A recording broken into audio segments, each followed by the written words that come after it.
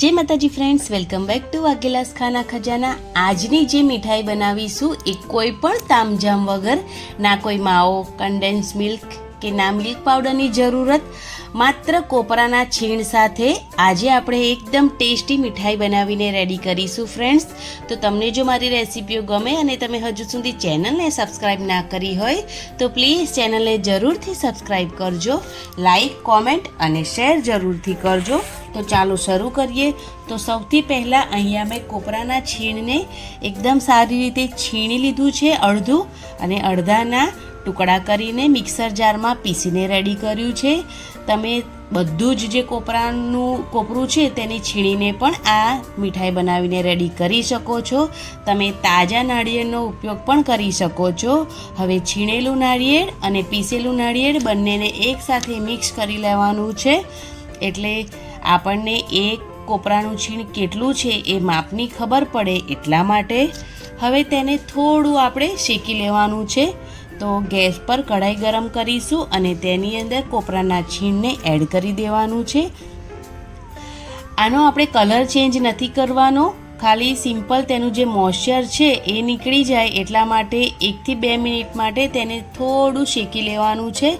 તેનો કલર આપણે ચેન્જ ના થાય તેનું ખાસ ધ્યાન રાખવાનું છે।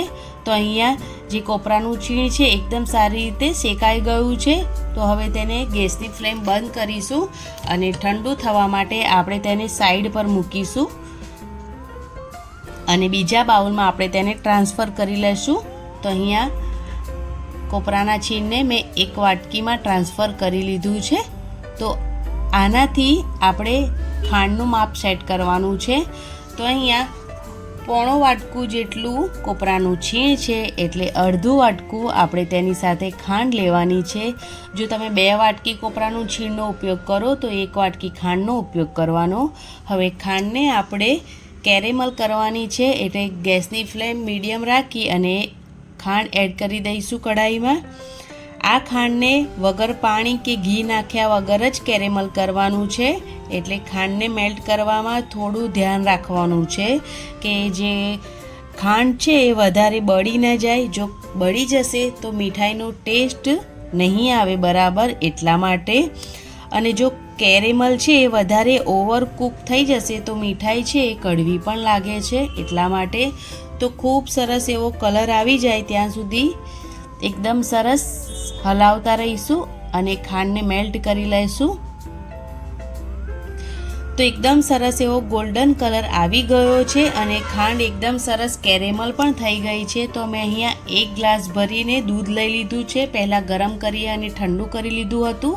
હવે થોડું દૂધ આપણે ખાંડ મેલ્ટ થઈ ગયા પછી તેની અંદર એડ કરવાનું છે અને એકદમ સરસ રીતે પહેલાં મિક્સ કરી લેવાનું છે। અહીંયા થોડું ધ્યાન રાખજો, તમે દાજી પણ શકો છો, કેમ કે એકદમ સરસ એવું દૂધ જ્યારે એડ કરીએ તો આ રીતે ઉપર આવી જાય છે, એટલા માટે। તો પોતાની જાતને જરૂરથી બચાવજો અને મિક્સ કરતા રહેજો। એકદમ સારી રીતે મિક્સ થઈ જાય એટલે બાકીનું દૂધ પણ આપણે એડ કરી દેવાનું છે અને કેરેમલ થયેલી ખાંડને એકદમ સારી રીતે દૂધ સાથે મિક્સ કરી લેવાની છે।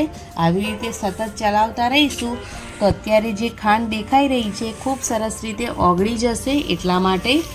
તો એકદમ સારી રીતે ચમચની મદદથી તેને સતત ચલાવતા રહીશું। તો તમે જોઈ શકો છો કે કેરેમલ અને દૂધ એકસાથે સરસ ભળી ગયા છે। તો હવે આ જે દૂધ છે તેને કન્ટિન્યુઅસલી આપણે ચલાવતા રહીશું જ્યાં સુધી તેમાં એક બોઇલ ના આવી જાય ત્યાં સુધી તેને ચલાવતા રહેવાનું છે। તો અહીંયા તમે જોઈ શકો છો કે દૂધમાં બોઇલ આવી ગયો છે। તો અહીંયા જે કોપરાનું છીણ આપણે રેડી કર્યું હતું તેને એડ કરી દેવાનું છે અને હવે જે ગેસની ફ્લેમ છે તેને હાઈ કરી દેવાની છે અને તેને આપણે હવે સતત ચલાવતા રહેવાનું છે।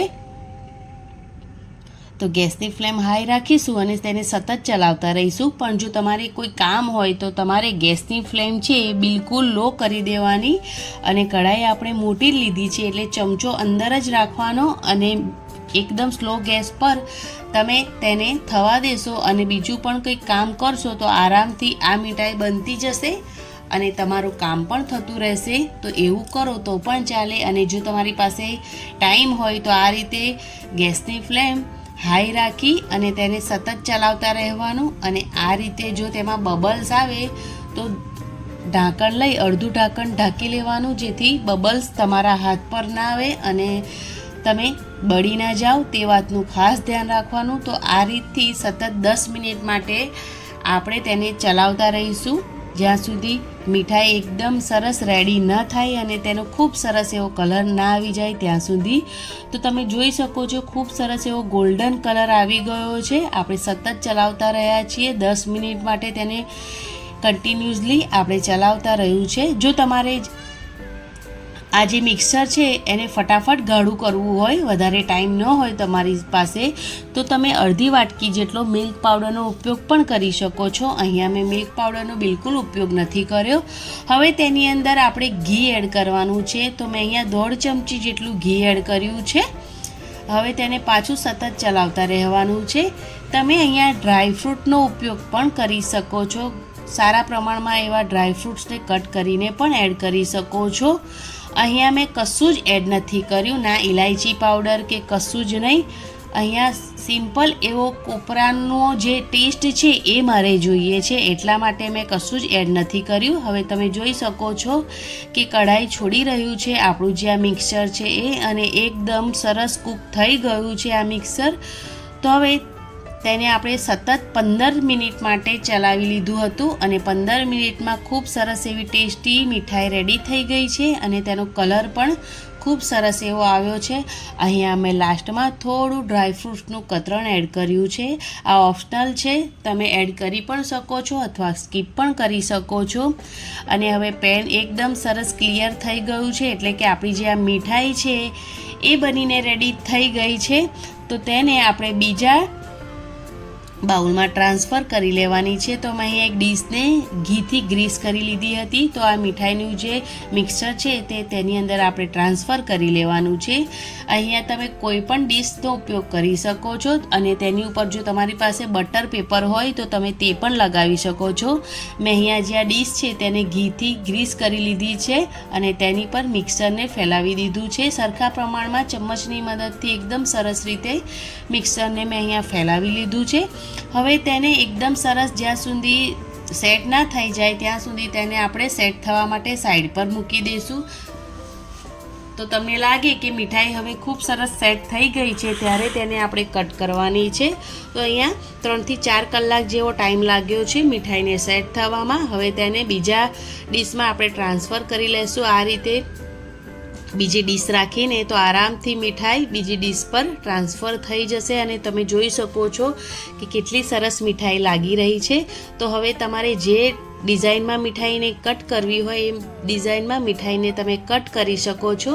મીઠાઈ એકદમ સિમ્પલ લાગે છે આપણી, તો આપણે તેના પર થોડું ડ્રાયફ્રૂટ્સ એડ કરી દેવાનું, જેથી મીઠાઈ દેખાવમાં પણ ખૂબ જ સરસ લાગે. તો છે ને એકદમ ટેસ્ટી મીઠાઈ, એ પણ માત્ર કોપરાના છીણથી બનાવીને આજે આપણે રેડી કરી છે ફ્રેન્ડ્સ. તો તમને જો મારી રેસીપી ગમી હોય ફ્રેન્ડ્સ તો પ્લીઝ ચેનલને જરૂરથી સબસ્ક્રાઈબ કરજો, વિડીયો વધારે ને વધારે શેર કરજો અને કોમેન્ટ કરીને તમારા અનુભવો જરૂરથી જણાવજો. વિડીયોને એક લાઈક કરવાનું બિલકુલ ના ભૂલતા. મને જરૂરથી સપોર્ટ કરજો ફ્રેન્ડ્સ. Thanks for watching. જય માતાજી. આવજો.